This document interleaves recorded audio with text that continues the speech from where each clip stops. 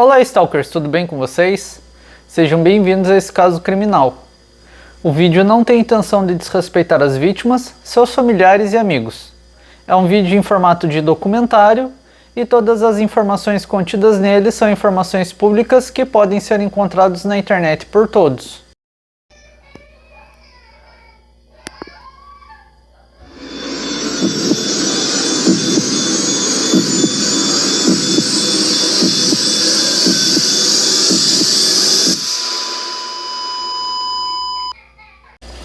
Eu sou o Christopher Matos, do canal Stalker Criminal, e olha eu aqui de novo com mais esse caso para vocês.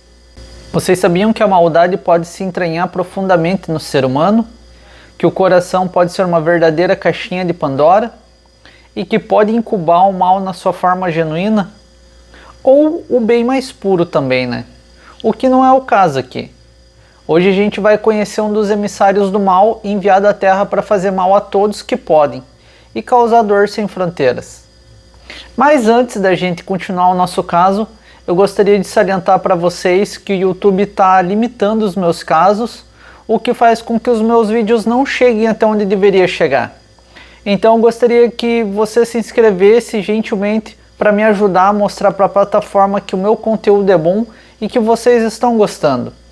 E já que você se inscreveu, ative o sininho para ficar por dentro dos novos casos que saem aqui. Curte e comente com o devido respeito e não deixe de me seguir nas minhas redes sociais. Vai ser bom ter vocês por lá também. E eu queria também agradecer a todos vocês que comentam, que se inscrevem e que assistem. Vocês me dão bastante força. Mas se inscreve lá, hein? Convite e aviso feito, senta e escuta esse caso. Hoje eu vou contar para vocês a longa carreira de crimes cometidas por Harold Frederick Shipman, nascido em 14 de janeiro de 1946 em Nottingham, na Inglaterra. Nascido em família trabalhadora de classe média, ele era o segundo filho mais velho dos 4 irmãos. Filho de Vera e de Harold Shipman, ele foi um aluno brilhante no ensino primário, mas mediano no secundário, o que frustrava ele. Como não se destacava mais nos estudos, ele resolveu seguir na área esportiva, onde teve sucesso no atletismo. Acabou se destacando entre os outros alunos, fazendo com que ele mesmo assim permanecesse muito tempo sozinho, se achando superior aos colegas de classe. O Shipman ele era muito próximo da mãe dele, a Vera, que acabou morrendo de câncer de pulmão quando ele tinha 17 anos. Ele sempre ficou do lado dela e foram nesses últimos momentos da vida da mãe que o rapaz viu a senhora receber altas doses de morfina para aliviar a dor dela. Ele ficou fascinado com o poder da medicina e o poder que traria para ele. Depois da morte da mãe dele, em 21 de junho de 1963, ele ficou abalado e decidiu se tornar médico.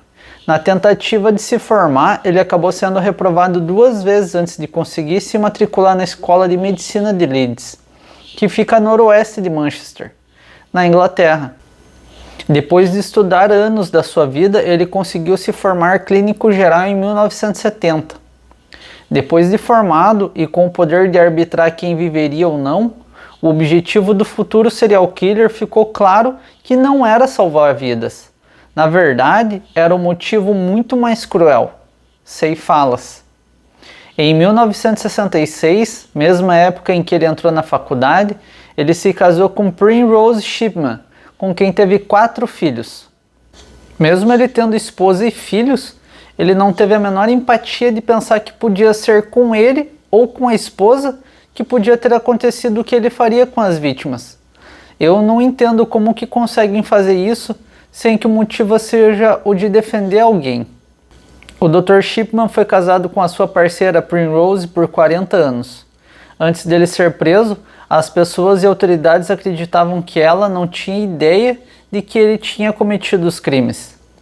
Em 1974, foi contratado por um hospital em Yorkshire, que fica a oeste de Manchester, onde logo uma enfermeira do pronto-socorro estranhou a prescrição de altas doses de pitidina aos pacientes, já que a droga deveria ser aplicada apenas em casos de extrema necessidade. A pitidina tem o mesmo efeito que a morfina. Ela só é usada em casos de extrema dor. Ela é muito usada em mulheres que estão em trabalho de parto e ela atua como um bloqueador de dor, causa euforia e bem-estar. Em outras palavras, é o nome científico da heroína. Voltando ao caso, uma investigação interna apurou que ele receitava a substância para desviar ela para que ele pudesse usar, além de falsificar receitas.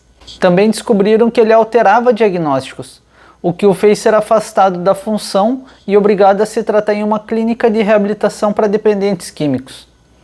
No dia 24 de junho de 1998, a Kathleen Grande, de 81 anos e que era ex-prefeita da cidade de Hyde, é encontrada sem vida na casa dela, poucas horas depois da visita do seu médico, o Dr. Harold Frederick Shipman.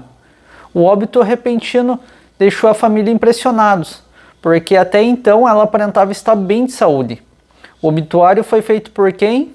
Oh, vocês estão espertos, hein? Acertaram, por ele mesmo, o Dr. Shipman. E a causa do óbito? Ah, essas vocês não sabem, né? Também é difícil.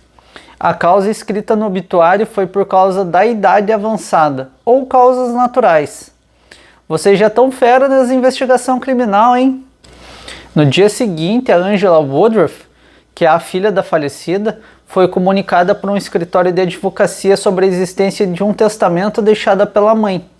Só que a informação não batia e acabou gerando uma grande desconfiança, porque ela é advogada e sempre foi a responsável por cuidar dos interesses, dos bens e do dinheiro da própria mãe, desconhecendo qualquer outro testamento, senão o que ela já tinha feito e ajudado a mãe a elaborar anos antes. Como se não bastasse, o novo documento tinha alterado a relação de herdeiros, deixando tudo para o Dr. Shipman. Todo o patrimônio da senhora, avaliado em 386 mil libras, ficaria para ele. O doutor quis ser ligeirão e tentou surrupiar todos os bens, achando que a vida era doce assim, e acabou expondo a trilha de crimes que ele fez durante a vida toda. Ainda bem que a ganância foi grande, o que acabou mostrando a verdadeira face do porqueira, que ele era. Se não fosse isso, quantos mais teria perdido a vida? Convicta quanto à falsificação do testamento, a filha da Kathleen contatou a polícia, que coincidentemente já estava investigando outros óbitos de pacientes do Dr. Shipman, em condições suspeitas da mesma forma. Além disso, estavam cientes de alta taxa de mortalidade de idosos que eram pacientes dele. Contudo, em razão da precariedade de provas, nenhuma ação contra ele podia ser tomada. E daí a polícia descobriu que o testamento tinha sido feito em uma máquina de escrever encontrada na casa do Dr. Shipman. Além de impressões digitais deixadas no documento, eles descobriram também que ele tinha falsificado as assinaturas das vítimas. Depois de reunir provas suficientes, a polícia exumou o corpo da senhora Kathleen Grande. Na autópsia foi comprovada a existência de quantidades letais de petidina, o que possibilitou a prisão do Dr. Shipman sob a acusação de falsificação de documento e assassinato. Inicialmente, as acusações dividiram a opinião dos moradores de Hyde, porque era difícil de aceitar que o bom vizinho e médico pudesse ser culpado dos crimes que estavam falando. Entretanto, à medida que as investigações avançavam, ficava mais difícil de acreditar na inocência do Dr. Shipman. A autópsia nos corpos de outras idosas pacientes do serial killer, que estavam em boas condições de saúde e que foram atendidas por ele no dia que faleceram, também apontou para quantidades letais do analgésico petidina. A partir daí, ficou evidente o quanto Shipman era meticuloso em relação ao procedimento adotado para assassinar suas pacientes. Depois de uma visita inesperada à residência da vítima, ele injetava uma dose letal de diacetilmorfina e ia embora. Mais tarde, ao ser acionado pelos familiares, ele voltava à cena do crime para preparar o atestado de óbito, conferindo a morte a causas que corroboravam com os prontuários médicos. Esses adulteramentos, com o intuito de criar histórias médicas falsas para justificar as mortes repentinas, e se deleitava com o prazer do crime. O Dr. Shipman foi levado a julgamento no tribunal de Preston, pelo total de 15 assassinatos e por falsificação. Ele negou todas as acusações, porém em 31 de janeiro de 2000 Depois de 6 dias de deliberação, ele foi considerado culpado pelo júri, sendo condenado a 15 sentenças de prisão perpétua e a 4 anos por falsificação. Finalmente, o senhor criminoso foi levado à justiça pelos seus crimes perversos. O senhor abusou da confiança dessas vítimas, afinal, era o médico delas. O senhor utilizou suas habilidades médicas de maneira perversa, fria e calculista. Não demonstrou remorso. Tenho poucas dúvidas de que cada uma dessas suas vítimas sorriu e agradeceu quando ela se submeteu às suas administrações mortais, disse Fanny Forbes, juiz da Suprema Corte que julgou ele. Depois de cumprir apenas 4 anos da sua pena, no dia 13 de janeiro de 2004, o Dr. Shipman foi encontrado enforcado em sua própria cela, na prisão de Wakefield. Ele cometeu suicídio usando as roupas de cama e as barras da janela da cela como ponto de ancoragem. Acredita-se que o suicídio, às vésperas do 58º aniversário dele, foi premeditado com o intuito de garantir a indenização e pensão à esposa. Depois do julgamento, teve início um inquérito para determinar como o Dr. Shipman conseguiu atuar por tantos anos sem ser pego. As conclusões foram estarrecedoras. O serial killer tinha ceifado pelo menos 215 pacientes, número que pode ser ainda maior, sendo em sua maioria do sexo feminino, e com idades entre 41 e 93 anos em um período de 23 anos. Alguns especialistas acreditam que foram pelo menos 450 pessoas vítimas do doutor. Então ele acaba dividindo o pódio com Luiz Garavito, como os maiores serial killers da história. Eu já contei esse caso aqui do Garavito. Eu vou deixar o card aqui, não sei se aqui ou aqui, não sei, em algum lugar vai ter o cardzinho para você ver o caso e ver quem foi o mais maldoso e cruel. Além disso, a prisão do Harold Shipman gerou diversas críticas ao Conselho Médico Geral, o órgão responsável por regulamentar o exercício da medicina. Pelos procedimentos e pela cultura de proteger os profissionais a qualquer custo, mesmo com um prejuízo grande dos pacientes. Na minha opinião, deveria ter alguma coisa, tipo lei ou regra, que se o médico perdesse tantos pacientes, deveria ter uma investigação para saber o que aconteceu.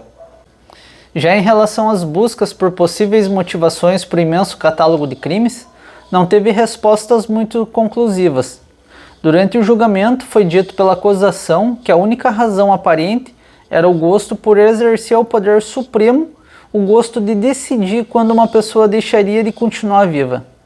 Já para o psiquiatra, o Dr. Richard Badcock, Harold Shipman desfrutava de um prazer sexual no ato de induzir o óbito, sintomas de um necrófilo clássico.